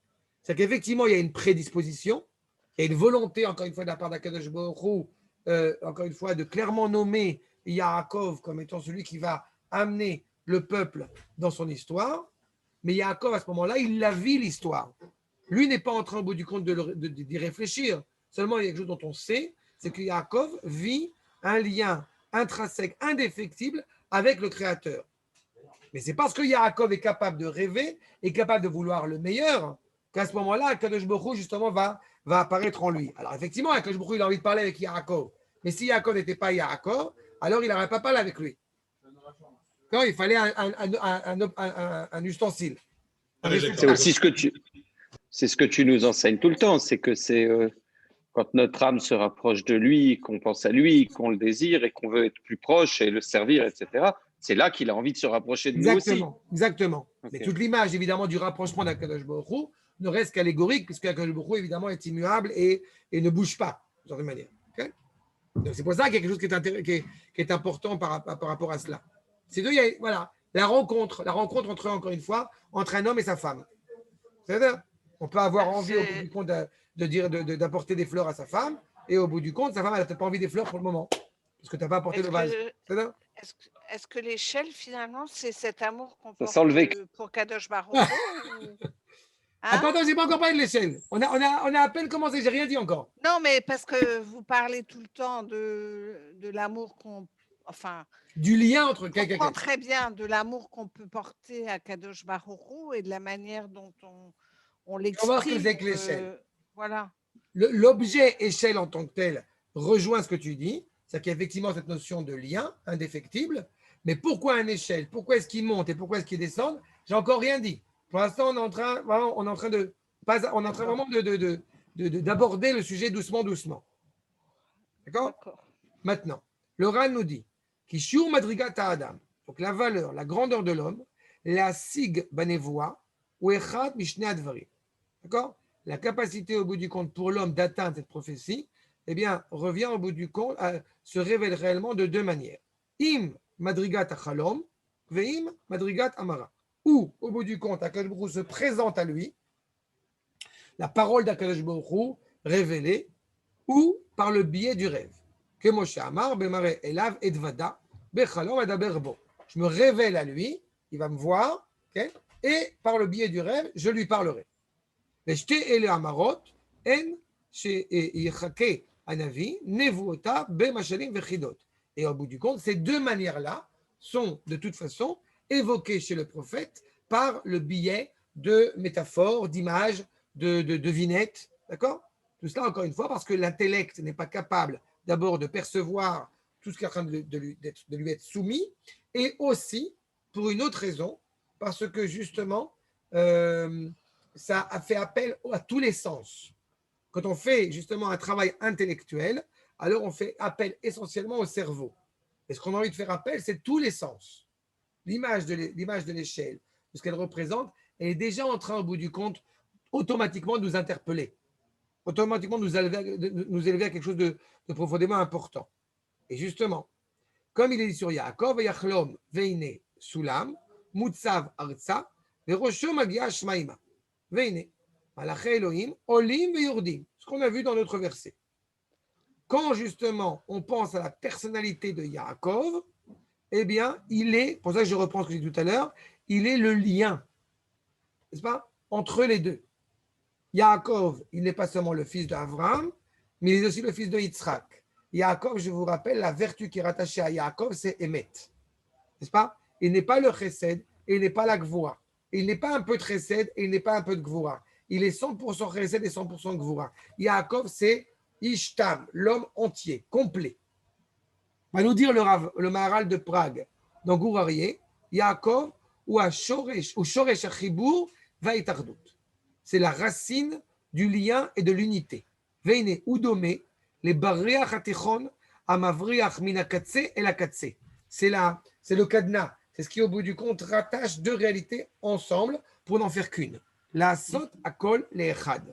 D'où les grandes difficultés que va traverser Yaakov par ses enfants, parce qu'on est en train, au bout du compte, de vouloir réaliser l'unité, encore une fois, de toutes les valeurs. S'il y avait, ce n'est pas pour cette semaine, et c'est un sujet important, si, au bout du compte, un des fils de Yaakov n'avait pas une identité forte, ça aurait été très dangereux, au risque de la vente de Yosef. Mais chacun, au bout du compte, doit révéler une unité qui est une identité qui est absolument, encore une fois, non négociable. Et Yaakov, c'est le père de ça. C'est celui qui relie, au bout du compte, toutes ces réalités. D'accord? Nous dit le Rav dans Rotatria, l'onivahel, klal, miamafridim otanu, miteufat amachashava. On ne craindra pas, justement, ceux qui sont animés par cette pensée profondément élevée, à Omrim, Shanu mitamrim la lot meromé shachakim, be'en sulam. On est en train, au bout du compte, de s'élever sur une échelle, alors qu'il n'y a pas d'échelle. C'est ce qu'on pourrait nous dire. Vous vous êtes attaché, au bout du compte, à un idéal utopique, vain. Tout cela ne nous font pas peur. Parce qu'on connaît la personnalité de Yaakov, parce qu'on sait encore une fois son unité entre ces deux réalités, entre ces deux mondes. De la même manière que Yaakov n'était pas assis à la tente, Yaakov, il était Yoshev Ohalim. Il était au bout du compte assis dans les deux tentes. Lochen, Yesh lanu sulam mutzav arza verosho magia shmaima. On n'est pas des idéalistes qui ne sont pas reliés à la terre, et on n'est pas au bout du compte des réalistes qui oublient la finalité de la création. Amaor shebenishmatenu, cette luminosité qui est présente, qui éclaire notre âme. Benishmat aklal ou benishmat aprat, à la fois dans l'âme du collectif d'Israël, de l'ensemble d'Israël, et à la fois dans l'individu. Puisque vous savez pertinemment que justement Yaakov, en tant que père de la nation, il n'est pas seulement père d'individus. On est appelé la famille, n'est-ce pas? La famille de Yaakov qui devient une nation. Alors que les nations, c'est exactement l'inverse. Ce sont des nations qui doivent devenir au bout du compte les familles de l'humanité. Mais nous, on a un lien intrinsèque, on est là, l'indice de toute cette humanité, justement, vécue à la dimension de l'unité. Asheri Torer, il a fait Al Yedei Or Ginze Torah. Toute cette unité, encore une fois, elle est en nous. Je reprends la remarque de Laurent tout à l'heure. Est-ce que Akadosh Baruch Hu veut s'adresser à Yaakov et donc il va faire tout en sorte pour s'adresser à Yaakov, ou Yaakov est habilité par essence, justement, à être le père de la nation hébraïque? Est-ce que la famille hébraïque, est-ce que le peuple juif est habilité à recevoir la Torah et c'est par conséquent à lui qu'il se tourne? Tu comprends? C'est exactement un lien, encore une fois, imbriqué l'un dans l'autre. Et Yaakov, encore une fois, est la pierre de cela, est la pierre angulaire de cela. D'accord? De la même manière. Ouais. Okay? Non, juste une chose, mais c'est peut-être une énorme bêtise que je dis. Non, Tu me corrigeras, mais le fait que l'échelle soit comme si elle était à l'envers et que tu viennes de dire ce que je ne savais pas, qu'Yaakov, c'est Emet. Et que Emet, c'est le monde, c'est le Olam Haba. C'est tout. Quand le monde, si, c'est le monde de la réalité. C'est Manitou qui dit ça. Par rapport à ça, oui. C'est pas que dans ce monde-là, c'est pas que ce monde-là n'a pas de vérité. Non, mais il dit que le monde de la vérité, c'est l'Olam Haba, c'est le monde de la réalité. L'un a été créé et l'autre a été fait. Il est si Yaakov est dans le monde de la vérité, ça explique l'échelle à l'envers et ça explique les anges qui montent, c'est-à-dire qu'il est déjà dans le Olam Haba. Il est à l'envers en quelque sorte. Mais Yaakov Avinu, je te rappelle, à la grossesse. Non, c'est pas d'abord, c'est très important ce que tu as soulevé maintenant. Il ne faut pas oublier un détail. C'est que Yaakov, ce n'est pas un détail d'ailleurs. On le sait au moment même. La grossesse, j'ai failli dire gestation, excusez-moi. Le moment même de la grossesse de Rivka et Meno. L'un a déjà le monde futur et il s'intéresse à ce monde-ci. L'autre a le monde-ci et s'intéresse au monde futur. Yaakov, il est au Lamaba, il est au bout du compte, mais il n'est pas déconnecté de ce monde. Il va apprendre progressivement à devenir Israël, sans perdre l'identité de Yaakov. Et Israël, justement, Israël, c'est celui qui se préoccupe de construire ce Lamaba ici, sur terre. D'accord? Mais c'est pour ça que Yaakov, encore une fois, porte en lui ce lien-là, ce lien indéfectible. Nous dit le Ramad Vali, accord numéro 11. Asulam Azé, Romez et la Keshera Mitz, donc un lien fort, chez No Posek, qui est incessant, qui ne peut pas se briser, chez la Elionim, Imatartonim. C'est pour ça que c'est du cas cet objet-là qui est utilisé, qui est vécu, qui est vu par Yaakov et pas un autre objet. On prend cette échelle justement dans ce rapport de dynamique entre le haut et le bas et entre le bas et le haut. Hashem Itbarach ou Amekaimo. C'est lui qui permet à cette échelle au bout du compte de donner son sens et qui donne aussi au monde au bout du compte son sens. Ou Manig et Akol ou Mashgiach Alakol. C'est lui qui dirige tout au bout du compte et qui a une providence et étend sa main sur tout. Pourquoi j'ai repris? Je connais ce grand enseignement de Manitou sur le monde de la réalité, le monde de la vérité. Mais juste qu'on n'entende pas par cela le fait que justement Akadosh Baruch Hu, la vérité, donc Akadosh Baruch Hu, ne soit pas présent sur terre, ne soit pas présent dans la réalité concrète qu'on vit au quotidien. Seulement, dans la réalité du monde, c'est le Maharal, on l'avait vu ensemble sur la vérité. La vérité est inaccessible, le mensonge est inévitable dans le monde dans lequel nous vivons, Alma des Shikra, Alma des Peroud, n'est-ce pas? Mais même le Sheker fait partie de la vérité. C'est ça. D'accord? La vérité, c'est Chotmo chez la Kadosh Baruch Hu. Le sceau d'Akadosh Baruch Hu, c'est la vérité. Donc, elle englobe tout, de Aleph à Taf. On avait dit ça. Vous vous rappelez de ça? On avait parlé de ça. Ouais. C'est ça? Ça, c'est le Maharal. Achav. Donc, ça, c'est bien qu'on comprend encore une fois la valeur, justement, de l'échelle. Achav. Maintenant, tout ça, c'était l'introduction. C'est-à-dire, maintenant, on commence. Oui, c'était léger tout ça, c'était vraiment. Tout ça, oui, voilà, tout ça, c'était c'est comme dans le James Bond avant le générique, tu sais. Voilà, c'est ça. Voilà. Maintenant, on commence à essayer de comprendre au bout du compte qu'est-ce que ça signifie, tout ce processus que on voit ensemble. Le Ramban d'abord. Ereu b'chalom hanevoa. Donc, il lui a montré au bout du compte dans ce rêve, qui kol hanesa ba'aretz nesa al yedei hamalachim.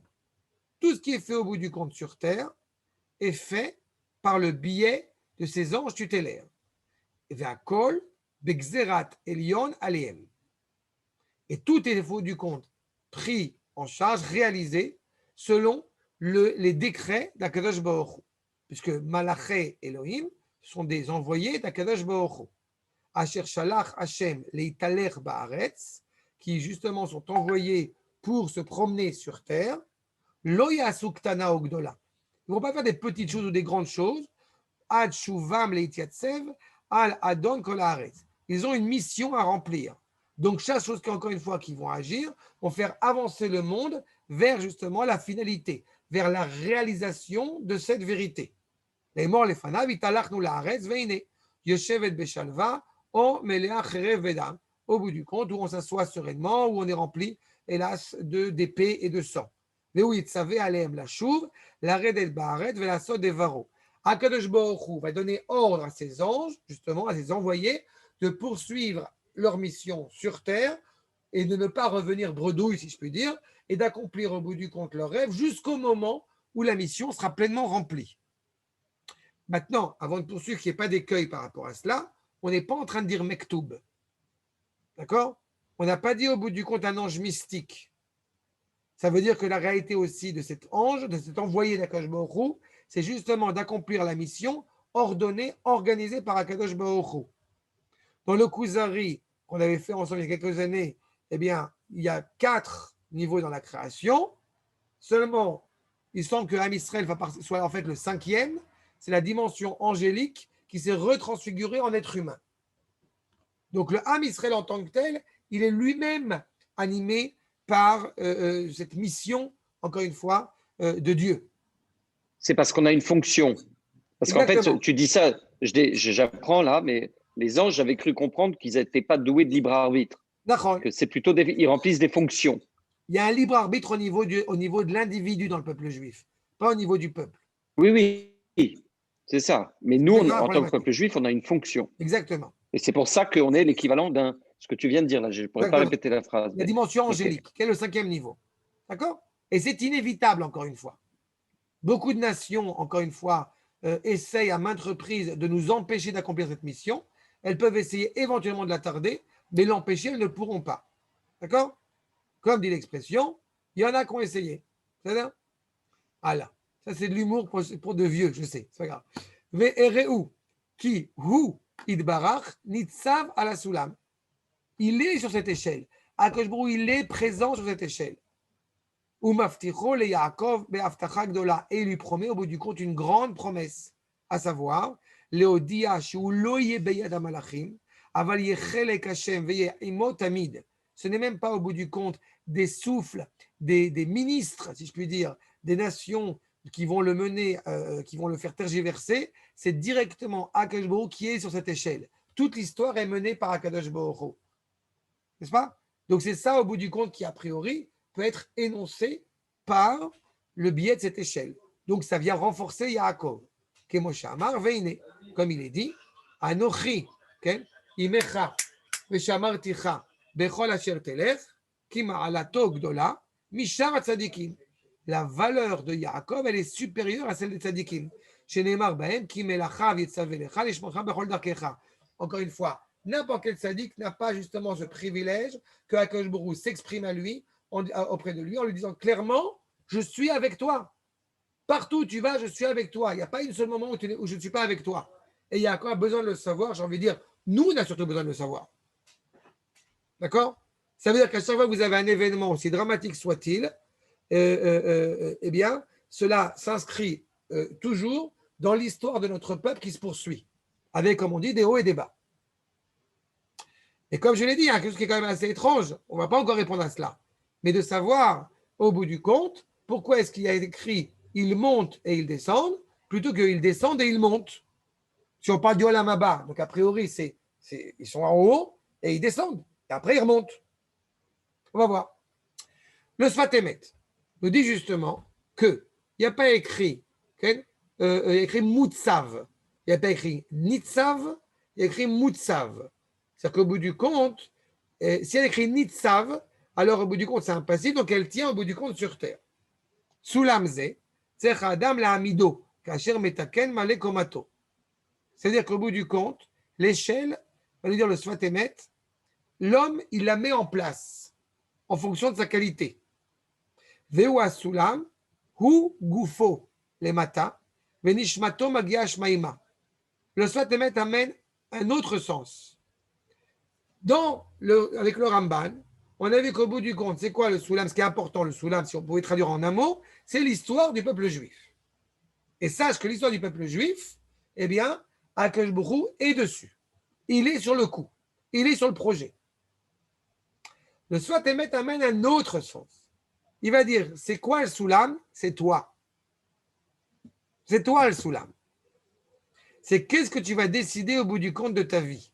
Que ton corps soit effectivement sur terre, mais ta neshama, elle est au ciel. Ta neshama, elle est tournée vers le haut.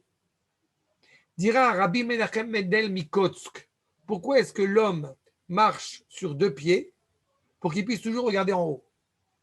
Ça serait dramatique si on marchait au bout du compte à quatre pattes et qu'on aurait au bout du compte toujours les yeux rivés vers le bas.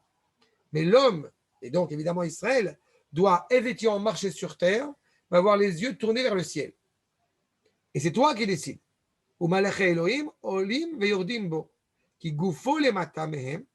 Leur corps, notre corps, est inférieur à celui des anges. Notre neshama est supérieur à celle des anges. Puisque justement, comme tu citais tout à l'heure Arnaud, le fait que les anges n'aient pas de libre arbitre. Nous, on a la possibilité d'exprimer notre amour. D'accord? Jamais au grand jamais, excusez-moi de l'image, mais jamais on se marierait avec une poupée. C'est-à-dire, ça ne serait pas utile. Une poupée qui dirait non, qui dirait oui. au bout du compte, selon nos désirs les plus profonds. Ça n'a aucun sens. Ce qu'il faut justement, c'est une épouse qui est capable de nous dire va chez ta mère. C'est important, ça entretient l'union, le dialogue dans le couple. La reine, dans le rapport à Akash Baruch Hu, c'est la même chose. La reine, Adam Nikra Ma'alech, Bechol Elea Madrigot Shel Sulam.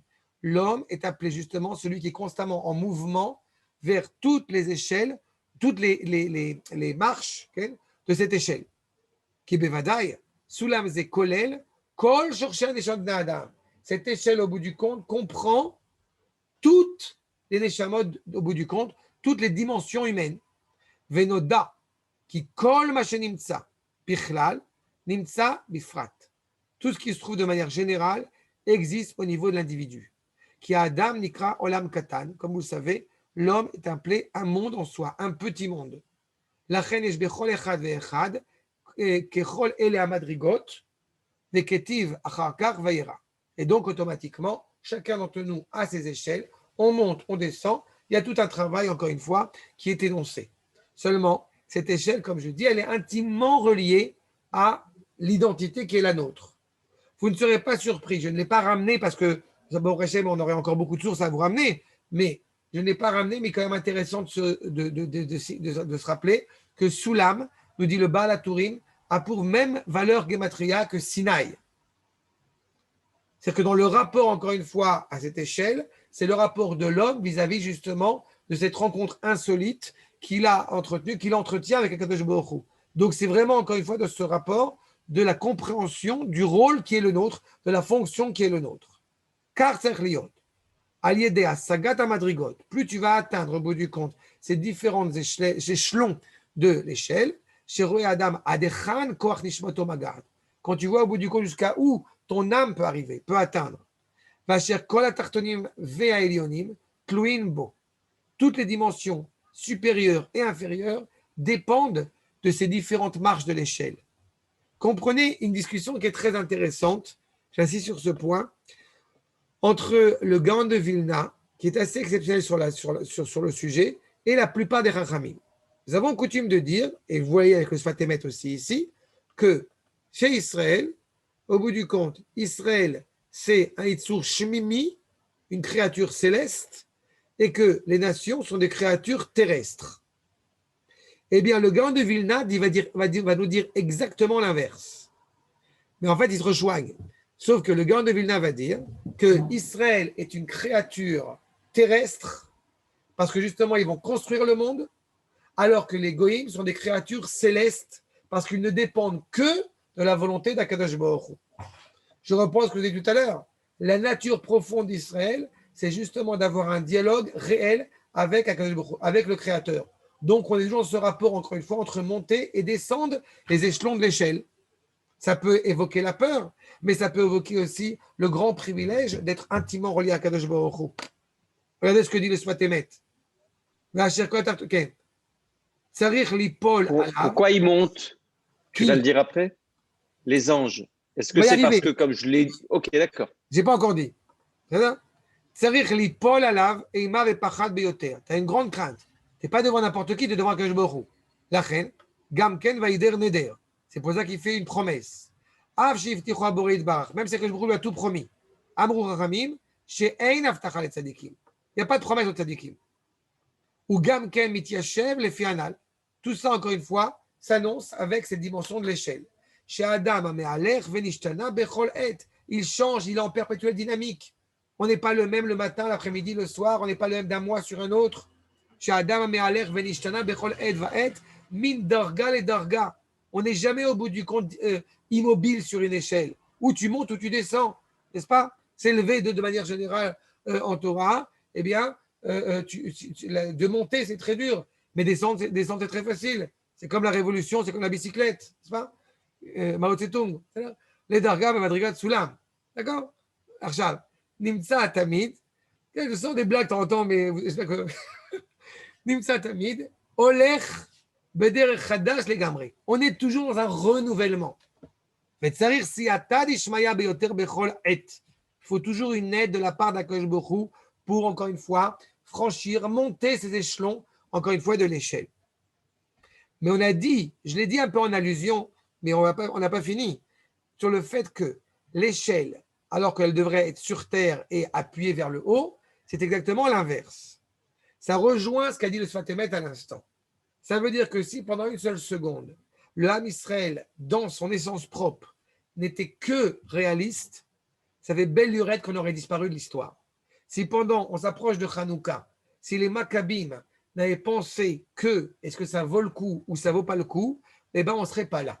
Si les élèves du Gaon de Vilna n'étaient pas venus s'installer dans les régions avec les Bissa, les nénuphars et la malaria, etc., dans les régions difficiles de la Bika là-bas, et qu'ils n'avaient pas au bout du compte planté des eucalyptus, et qui certains sont morts d'ailleurs, s'ils n'avaient pensé que d'un point de vue réaliste, alors ils ne seraient pas là où ils sont. Les mêmes juifs allemands qui sont arrivés en 39 les Minyanam au kibbutz d'Eliaou pour construire le kibbutz, si au bout du compte, en arrivant avec chapeau et costume, ils n'avaient pas retroussé les manches pour construire des régions qui sont très chaudes et très difficiles en plein été, eh bien, au bout du compte, on ne serait pas là.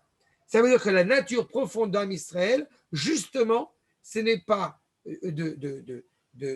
comme justement, comme les anges, ce n'est pas justement de descendre et de monter, c'est justement de monter et descendre. Pourquoi ? Parce que le monde de la vérité, parce que la réalité, même si c'est une autre dimension, mais la réalité qui est la réalité du monde souhaité, n'est pas, au bout du compte, une dimension mystique, mais c'est Eretz Israël. Quand tu viens en Eretz Israël, tu es déjà dans une autre dimension, en tant que tel. Va nous dire le Sfat Emet dans Parashat Shlach Lecha que la différence fondamentale entre la manne, justement, qu'on mangeait dans le désert, et la première matzah qu'on va manger en Eretz Israël, comme vous vous en doutez, c'est la différence de bracha. Dans le désert, on disait Amotzi lechem min hashamayim. On arrive en Eretz Israël, on dit Amotzi lechem min haaretz. Celui qui n'est pas capable de juger cela à sa juste mesure, eh bien, va croire qu'au bout du compte, quand on arrive en Eretz Israël, on descend. Alors, c'est exactement l'inverse. Et comme vous le savez, on monte.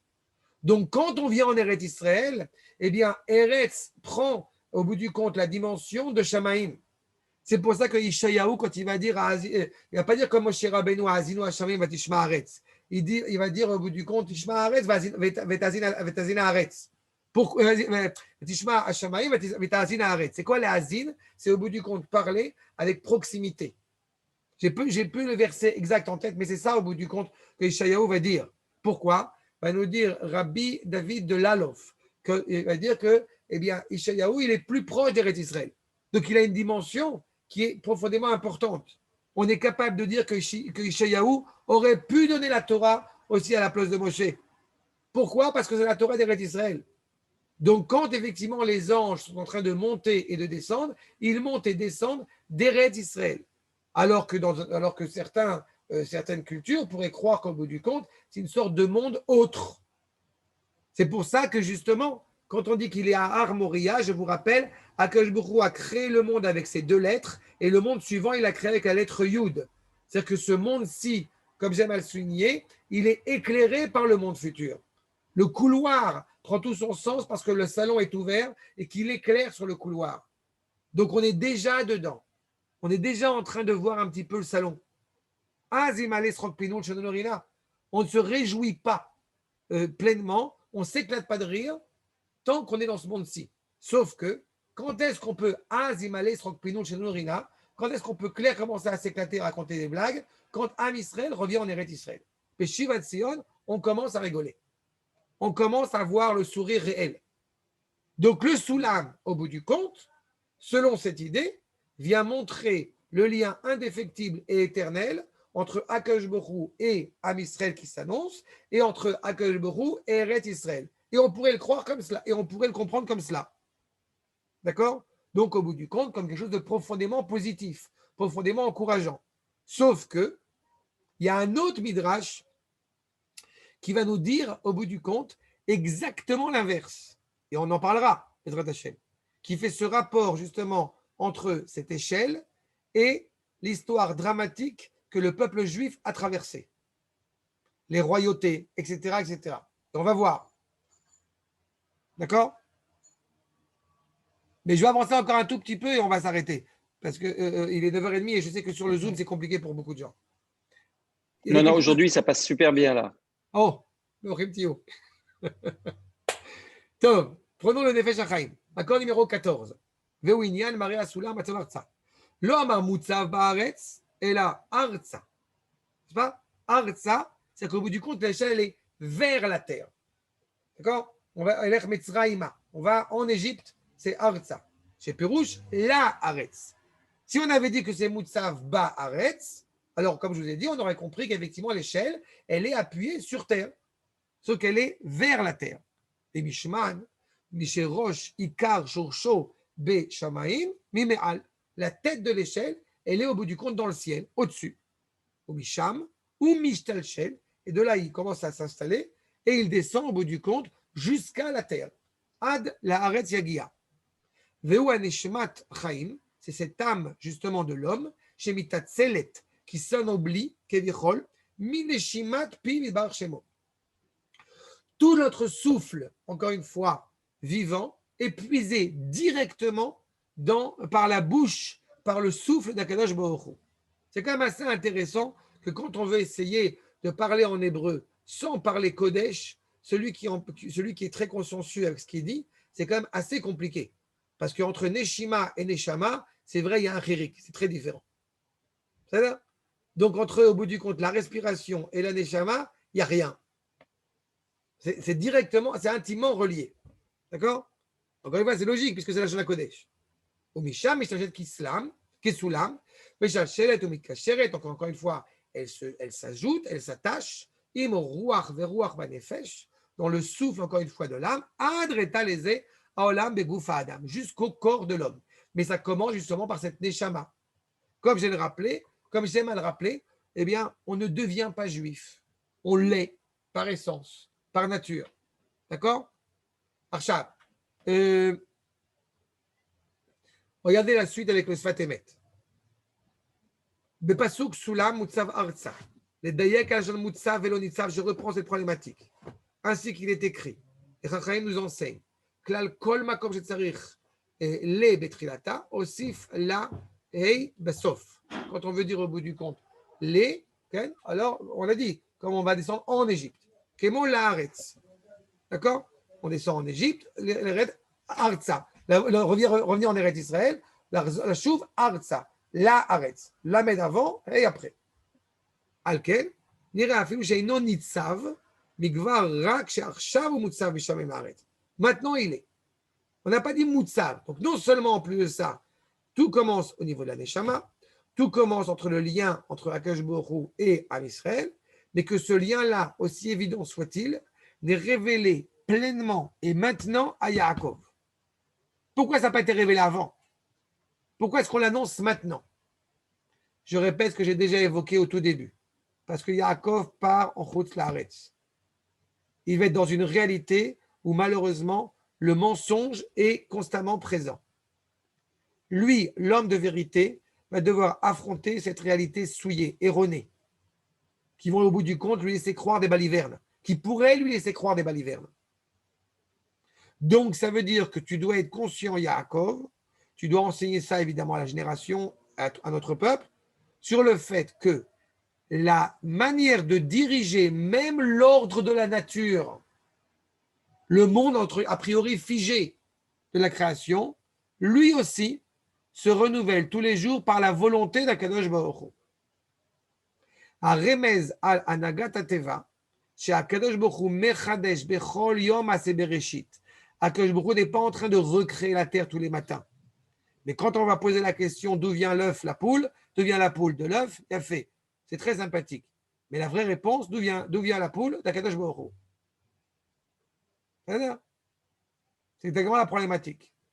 Tout se renouvelle. La seule raison pour laquelle le soleil se lève et se couche, c'est parce que Akadosh Baruch Hu l'a décidé ainsi. Et il y a un ordre particulier chaque jour qui met en place cet ordre de la nature. Et il est appelé au bout du compte l'échelle. C'est-à-dire qu'au bout du compte, l'ordre de la nature, eh bien, ne peut exister que par la mise en abîme, si je puis dire, de la présence d'Akadosh Baruch Hu pour que l'homme puisse construire. N'est-ce pas? Mais il ne faut jamais oublier cette échelle perpétuelle, encore une fois, qui relie le créateur à la créature et la créature au créateur. Ce qui est inconscient ni pour les anges, ni pour les animaux. Yochal liot vekut ba'olam ha'elyon, mashliva leshliva. Encore une fois, c'est relié puisque les échelons de l'échelle sont tous reliés l'une à l'autre. Kederech malot asulam. Dechol masheba Akadosh Baruch Hu. Tout ce qu'a créé Akadosh Baruch Hu, il n'a eu la créé pour qu'une seule raison, pour lui, l'irvodo, pour qu'on puisse l'honorer. Irvodo bara. Velachem mitchadesh bechol yom maaseh bereshit. Donc chaque jour, au bout du compte, se renouvelle la création pour pouvoir encore mieux servir Akadosh Baruch Hu. On s'approche de Hanouka Rabotai. Hanouka n'a pas été fixé pour les générations l'année de la je vais dire une chose horrible, là. Il y a quelque chose qui m'échappe. Ken Bechavod. Excuse-moi si c'est choquant, mais ça paraît narcissique tel que tu le décris. C'est-à-dire qu'Akadosh Baruch Hu aurait fait toute la création uniquement pour qu'on le serve. Il avait besoin d'être servi. Pas du tout. D'abord, il n'y a pas de besoin. On ne peut pas imaginer. Dans sa perfection, on imagine. Je te remercie de la question, je vais y répondre. À la fois, tu vois la grandeur de Akadosh Baruch Hu et à la fois, tu vois l'humilité d'Akadosh Baruch Hu. Le fait que l'homme puisse justement construire, c'est qu'Akadosh Baruch Hu se met en retrait. D'accord? Donc, cette notion, encore une fois, de vouloir en son honneur, j'ai envie de te dire, c'est ainsi qu'il se révèle à nous. Mais d'une certaine manière, encore une fois, j'ai déjà évoqué cette image, que le vrai qui en a besoin, c'est nous, c'est pas lui. C'est ça? Mais sur le fond, ça veut dire qu'à chaque moment, encore une fois, la création se renouvelle pour permettre à la créature d'avancer. Et j'évoquais Hanouka à l'instant sur le fait que de fêter Hanouka pour toutes les générations n'a pas été fixée l'année de la victoire nationale. Elle a été fixée l'année suivante. Parce qu'ils ont vu un éclairage particulier qui justifiait, semble-t-il, le fait de fixer désormais Hanouka pour toutes les générations. Ça veut dire qu'on assiste encore une fois à un événement historique. Et un événement historique, j'ai envie de dire, renouvelé au quotidien. Ce n'est pas parce que, je vous rappelle par rapport à la notion de date, okay, ce n'est pas parce qu'au bout du compte, il y a eu un événement, cette date, que la date devient importante. La date porte en substance une valeur importante intrinsèque. Mais elle n'est pas révélée dans son importance tant que l'événement n'a pas eu lieu. Maintenant que le Ham Israël est revenu sur sa terre le 5 Iyar, donc le 5 Iyar est compris tel qu'il doit être entendu par les Mekoubalim depuis des siècles et des siècles. D'accord? C'est le jour en elle-même, il porte ça en lui. Donc quand Yaakov Avinu au bout du compte est en train de parler avec Akadosh Baruch Hu, ce n'est pas n'importe quel jour. C'est le jour au bout du compte où on annonce déjà ceux qui vont être les pères des nations. Donc les 12 pierres qu'on avait évoquées au tout début. Et donc il y a un vrai danger. Et il y a une vraie inquiétude de Yaakov au bout du compte, par la suite, s'il n'y aura pas de filtrage supplémentaire, de mutation supplémentaire vis-à-vis de ce qu'on a eu avant auprès d'Avram et de Yitzhak. Donc, Nimtsa, Akarat Kevodo, la reconnaissance d'Akadosh Baruch Hu, Bechol Yom, en chaque jour. Gdolim Maaseh Hashem, combien sont-ils grands? Drushim Lechol Chafatzem. On veut être relié, encore une fois, à ces paroles et à ces propos d'Akadosh Baruch Hu. La grandeur de Yaakov Avinu et des Bnei Israël après lui, Em Bemadriga le Ma'ala Mizu. Si vos enfants connaissent mieux Akadosh Baruch Hu que vous, remerciez Akadosh Baruch Hu. C'est exactement ça. Plus on avance, plus on se rapproche au bout du compte de la finalité de ce projet qui est énoncé ici, à l'échelle de Yaakov. Veine, Hashem nitzav alav vayomer, כמו שכתוב במדרשים, שיעקב עליו השלום, לא רצה לבחור מדרגות הסולם. Il ne voulait pas choisir au bout du compte les échelons de l'échelle. ועל עניין זה סידרו אנשי כנסת הגדולה, c'est ce qu'ont au bout du compte fixé les Chachamim dans les Berachot, Kodem Kirat Shema, avant les bénédictions de la lecture du Shema, le matin, Beshachar ou Baerev, et aussi Arvit, Al Maaseh Bereshit, Val Netinat Torah. Quand on se demande au bout du compte, quand Yaakov se demande qu'est-ce qui passe en premier, puisqu'on a des échelons, donc est-ce que c'est au bout du compte la création du monde ou le don de la Torah? Eh bien, Yaakov, qu'est-ce qu'il dit? Je ne veux pas choisir. Je ne veux pas choisir entre le don de la Torah et la création du monde. Les deux sont impliqués l'un dans l'autre. Qu'est-ce qu'on va faire les Chachamim? Ils vont dire au bout du compte le matin. Sacré lapsus, digne d'Astérix. Oui. On ne veut pas séparer l'un de l'autre. Mais qu'est-ce qui va se passer dans la prière du matin et du soir? En fait, on va les évoquer les deux, chacun dans son sens. D'accord? Ou, justement, quand on va dire dans Alma Sebereshit, Val Netinat Torah, comme il est écrit justement, comme plusieurs fois là-dessus, les Trichim Lagdim Bechinat Teva, c'est ce qu'on fait à Shacharit. On rappelle d'abord justement que la Baruch il a créé le monde dans les bénédictions qui précèdent la lecture du schéma. Shigdim Hashem Asara Ma'amarot, Kodem Asara Diburot. D'abord, il a créé le monde en 10 paroles, puis après, les 10 Diburot. La reine, Mikodem Srim Lavor Derech Hasulam, Veu Tikkun Teva, Achakar Madrigat Torah. D'abord, on répare le monde, après on accomplit la Torah. Sauf que de l'autre côté, ça va être exactement l'inverse. C'est qu'au bout du compte, il y a toujours au bout du compte le monde qui est conditionné par la Torah qui est conditionnée par la création du monde. D'accord? Quand on dit dans Tana Debi Eliyahu, qu'est-ce qui passe en premier? Est-ce que c'est Israël ou c'est la Torah? Certains vont dire, oui, c'est ce que dit au bout du compte le Midrash, le fait qu'effectivement c'est Israël qui est avant la Torah. Oui, mais ce n'est pas un Israël détoranisé, déjudaïsé. C'est Israël justement qui est pleinement vivant. D'accord? Donc c'est exactement la problématique là, encore une fois, qui est invoquée dans l'échelle. Adkan, c'est la première partie. C'est la première partie qui met en évidence, encore une fois, le lien intrinsèque de Yaakov à Akadosh Baruch Hu, du sens de l'histoire qui vient révéler ce projet. La semaine prochaine, on va voir, si je puis dire, les difficultés justement qui sont inhérentes à l'échelle et qui laissent entendre a priori exactement l'inverse de tout ce qu'on a entendu jusqu'à maintenant. D'accord? Des questions à Magnifique. Botaï? C'est clair? Be'ochim tiyu, Shabbat Shalom, et à la semaine prochaine. Bezrat Hashem. Merci, Chazak Ubaru. Tov, tov. Toda Rabba. Toda.